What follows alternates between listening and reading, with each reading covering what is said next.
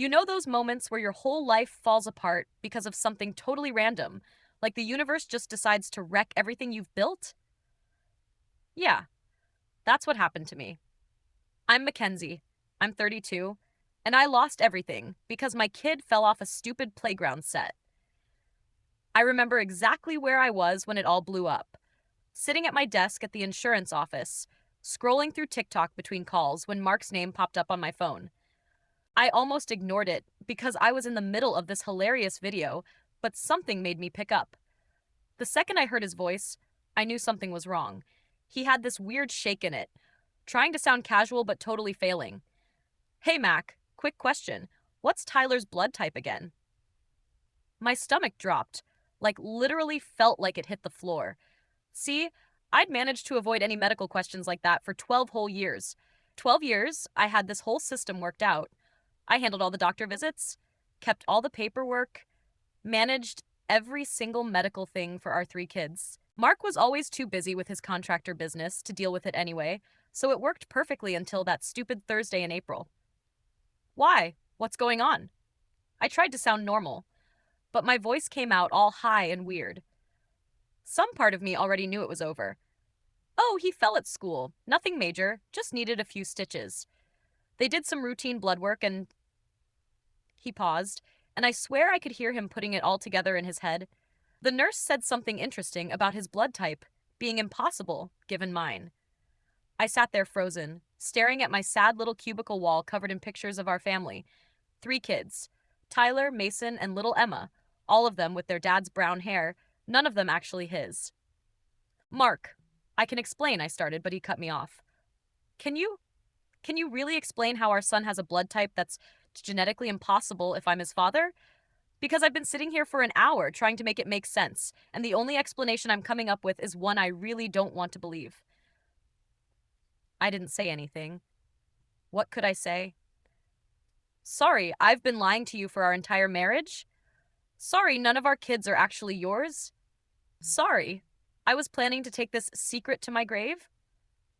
I'm taking him home now, Mark said, his voice completely empty. We'll talk when you get back. He hung up before I could respond. I just sat there staring at my phone, watching as my perfectly crafted life started crumbling, all because Tyler had to go and fall off the monkey bars while I was stuck in a mandatory team meeting. If I'd been free to take him to the ER myself, like I always did, none of this would have happened. I would have known what questions to dodge, what paperwork to accidentally leave blank. I spent the rest of that afternoon sitting in my car in the office parking lot, trying to figure out what to do. Should I run? Pack up the kids and disappear before Mark got those paternity tests I knew he'd demand? Should I lie? Try to gaslight him into thinking the hospital made a mistake?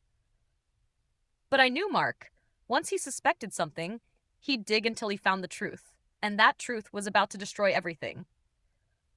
The worst part? I wasn't even sure which of my hookups had fathered Tyler. That phase of my life was such a blur. The gym trainer, the guy from the bar, my coworker from my old job. I never kept track because I never thought I'd need to know. I just assumed I'd never get caught. Looking back, I guess it all started when Mark got that huge contract to renovate those luxury condos downtown. He was working crazy hours, like gone before dawn, home after midnight kind of schedule. I was lonely. Whatever. I started hitting the gym just to have something to do. That's where I met Connor, my trainer.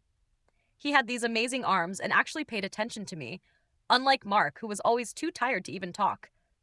It started with innocent flirting during our sessions, then late night texts, then private training sessions at his apartment. I'm not going to lie, the sneaking around was kind of thrilling. Mark was so wrapped up in his work, he didn't even notice I was going to the gym 5 times a week. When I got pregnant with Tyler, the timing was close enough that I just let Mark believe he was the father. I mean, he was so excited about becoming a dad, why ruin that? But then it became like this weird addiction. The more Mark worked, the more I found myself hooking up with different guys. There was this hot bartender at that place downtown, a guy from my office who'd always hint at wanting more than just work friendship. Random guys from dating apps when Mark was away on business trips. I got better at hiding it, learned all the tricks. Burner phone, always meeting far from home, keeping my stories straight. Mason came along 2 years after Tyler. That time, I'm pretty sure it was either the bartender or maybe this guy I met at a hotel bar when Mark was at a construction conference.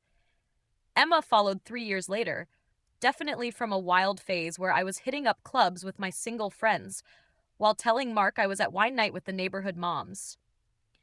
Each time I just passed them off as Mark's. He was always so proud, showing off their baby pictures, bragging about being a dad. The crazy thing is, I got away with it for so long that I started feeling untouchable, like I had this whole system down. I knew exactly how to act at doctor's appointments, what questions to deflect, how to handle the paperwork. I even joined these mom groups online to learn about genetic traits so I could explain away any features that didn't match Mark's. Oh, they got that from my side of the family, became my favorite lie. I wasn't even careful about birth control most of the time. When I did get pregnant, I just calculated the dates and made sure to get extra romantic with Mark around the right time so he'd think the baby was his. He never questioned it. Why would he? He trusted me completely. Plus, he was always so busy with work that he basically just showed up for the ultrasounds I let him come to and the births. The worst part? I don't even feel that bad about the cheating itself. Mark was barely there, always choosing work over me. What was I supposed to do? Sit at home alone every night? The only thing I regret is not being more careful about the pregnancy stuff. I should have stuck to guys who looked more like Mark, at least, or kept better track of who I was sleeping with when, but I honestly never thought I'd need to know. In my head, this was just going to be my little secret forever.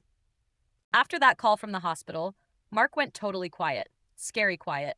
He came home from the ER with Tyler, acted completely normal through dinner, helped with homework, did the whole bedtime routine, but he wouldn't look at me. Not really. I kept waiting for him to explode, to scream, to do something, but nothing, just silence. A week went by like that. He'd leave early, come home late, barely speak. I started noticing little things missing. Important papers from his office, the kids' baby albums, old medical records I thought I'd hidden well. Then one morning, after he dropped the kids at school, he finally confronted me. Just walked into the kitchen while I was scrolling through Instagram and placed 3 pieces of paper on the counter. You know what these are? His voice was so calm it made my skin crawl. I knew exactly what they were. DNA test results, one for each kid. I got lucky, you know that? One stupid playground accident and everything came out. 12 years of lies just done because of a random blood test. I tried to speak, but he cut me off. The funny thing is, I keep thinking about all the signs I missed. How you always handled every doctor's appointment. How you'd get weird about medical forms. How you'd never let me come to half the prenatal checks because you said it was just routine stuff. God, I was so stupid. Mark, please, I started, but what could I say? Sorry I made you raise 3 kids that weren't yours? Sorry I let you fall in love with them, build your whole life around them, just to find out like this? He just laughed, this hollow laugh. You know what kills me? I got to thinking about all the times you complained about me working too much. But I was working to give our family everything: private schools, nice house, family vacations. Turns out they weren't even my family. They are your family. I tried arguing. You raised them. You loved them. Stop. His voice got this edge I'd never heard before. Just stop. You don't get to do that. You don't get to try to make this okay. He picked up the test results and folded them carefully, like they were something precious. I got lucky, he said again, quieter this time. Lucky I found out before another decade passed. Lucky I found out before they were grown. Lucky I found out at all. I watched him walk upstairs to our bedroom. I heard drawers opening, closet doors sliding. When he came back down, he had a small suitcase, just one, like he was going on a quick business trip. The lawyers will contact you, he said, heading for the door. Don't try to call me. Don't try to explain. There's nothing left to say. I followed him out to the driveway, still in my pajamas, not caring what the neighbors might think. He got into his car, and that's when I saw it. He broke, just completely broke down, forehead against the steering wheel, shoulders shaking, but he didn't make a sound. Not one sound. After a minute, He straightened up, wiped his face, and drove away without looking back. The next few weeks were like watching a bomb go off in slow motion. First, it was just whispers. I'd catch other moms at school pickup staring, then quickly looking away. My phone started blowing up with concerned texts from people I hadn't talked to in months. The neighborhood Facebook group got weirdly quiet whenever I posted anything. Then Mark's sister Ashley dropped the nuclear bomb. She posted this long, detailed Facebook rant about how I destroyed her brother's life and traumatized 3 innocent children. She included pictures of the DNA test results. By that afternoon, my social media was a war zone. People I thought were my friends were sharing the post, adding their own little comments about how they always knew something was off about me. My own parents sided with Mark. Can you believe that? My mom actually told me I was sick in the head for what I'd done. She kept saying stuff like, "How could you do this to those babies? And we raised you better than this. Like, hello, I'm your daughter. You're supposed to be on my side." The kids started asking questions I couldn't answer. Tyler, being the oldest at 12, figured out something was wrong first. He found the DNA results in Mark's home office. Guess Mark left them there on purpose. The school counselor called me in because Tyler had gotten into a fight with some kid who said Mark wasn't his real dad. Mason, my middle one, just got super quiet and stopped eating dinner. And Emma, my baby, she just kept asking when Daddy was coming home from his business trip. Then the financial stuff hit. Mark canceled all the credit cards. His lawyer sent this scary letter about how he was not legally required to support his non-biological children, which meant none of mine. The private school called about unpaid tuition. The country club suspended our membership. Even my job got weird. Apparently, sleeping with your coworkers and lying about your kids. Paternity makes people uncomfortable in the workplace. I got pushed out with some BS about company restructuring. My sister-in-law, well, ex-sister-in-law, I guess, kept posting these super passive-aggressive updates about Mark. How he was healing, how he was finding himself again, how he was learning to trust again. She made sure to tag all our mutual friends, all our neighbors, basically anyone who might still be talking to me. She even posted about him starting therapy, like he was some kind of victim. I mean, yeah, okay, I lied about some pretty big stuff, but he's the one who abandoned 3 kids who love him. The worst was when Tyler's actual father somehow found out. Turned out he still lived in town and recognized himself in the Facebook drama. He had the nerve to message me saying he wanted nothing to do with any of it and to never contact him. Like I was going to. Please, he wasn't exactly father material back then, and he definitely isn't now. I tried calling Mark a few times, but his number was blocked. I even drove by his work site once, but his crew said he'd moved to a different state, just packed up and disappeared.